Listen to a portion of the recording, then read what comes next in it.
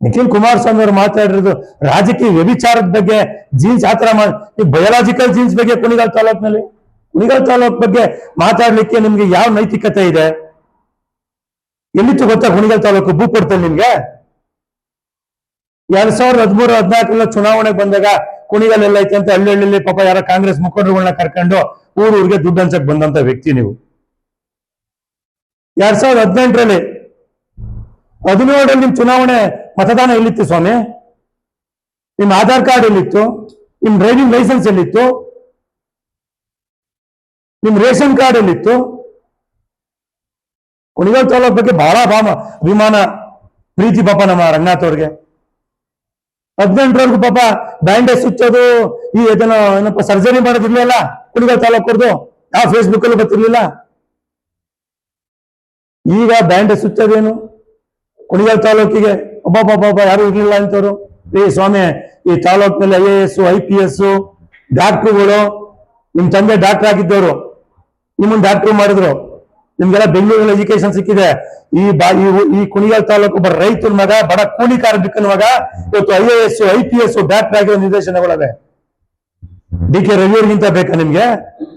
ಅವ್ರ ತಾಯಿ ಹಾಳು ಮಾಡ್ಕೊಂಡು IAS ಮಾಡ್ದಂಥದ್ದು. ಗ್ರಾಮೀಣ ಪ್ರದೇಶದಲ್ಲಿ ಹೋದಂತವ್ರು, ಏನೋ ನೀವು ಈ ತಾಲೂಕಲ್ಲಿ ಯಾರು ಓದಿಲ್ಲ, ಅಷ್ಟನ್ನು ಓದ್ಬಿಟ್ಟಿದ್ದೀನಿ. ಕುಣಿಗಲ್ ತಾಲೂಕು ಎಲ್ಲೈತೆ ಅಂತ ಗೊತ್ತಿರಲಿಲ್ಲ, ದುಡ್ಡು ಹಂಚಕ್ ಬಂದ್ ಗಿರಾಕಿಗಳು ನೀವು MLA ಆದ್ರಿ, ಸಂತೋಷ. ಒಂದು ಸ್ಥಾನಮಾನ ತಾಲೂಕಿನ ಜನ ಕೊಟ್ಟವ್ರೆ. ನಮ್ಗೇನು ಅದ್ರ ಬಗ್ಗೆ ಕಿಂಚಿತ್ತು ಬೇಜಾರಿಲ್ಲ.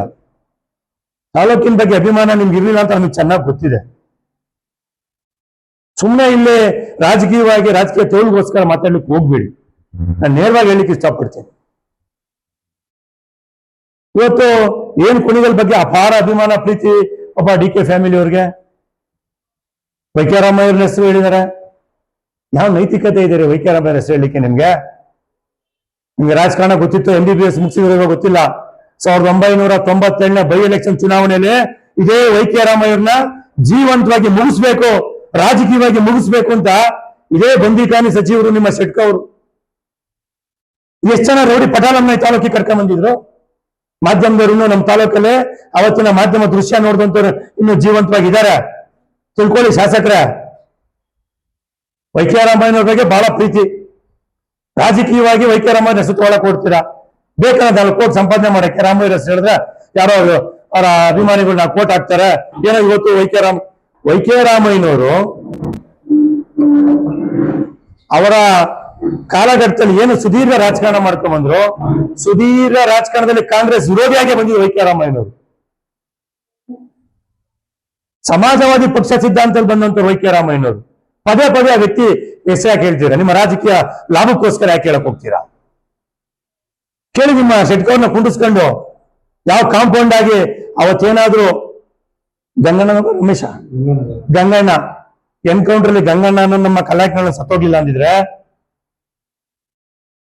DK ಶಿವಕುಮಾರ್ ಅವರು ಇವತ್ತು ಭೂಮಿ ಮೇಲೆ ಇರ್ತಿರ್ಲಿಲ್ಲ, S ರಮೇಶ್ ಇರ್ತಿರ್ಲಿಲ್ಲ, ಇನ್ಯಾರು ಬೆಂಗಳೂರಿಂದ ಗೂಂಡಾಗಳು ಬಂದಿದ್ರು. ಕುಣಿಗಲ್ ತಾಲೂಕಿನ ಜನ ಸ್ವಾಭಿಮಾನದ ಬಗ್ಗೆ ನೀವು ಮಾತಾಡೋ ಯೋಗ್ಯತೆ ನಿಮ್ಗಿಲ್ಲ.